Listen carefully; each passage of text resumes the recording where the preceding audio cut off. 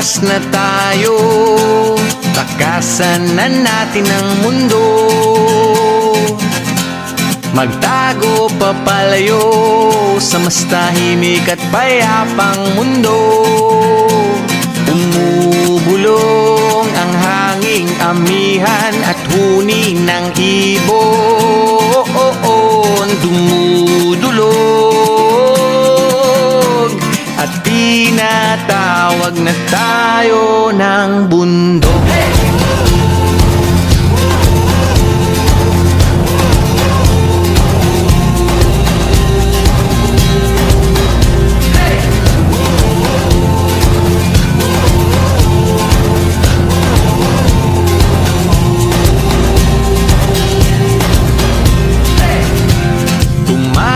Na tayo, palayo sa maraming tao.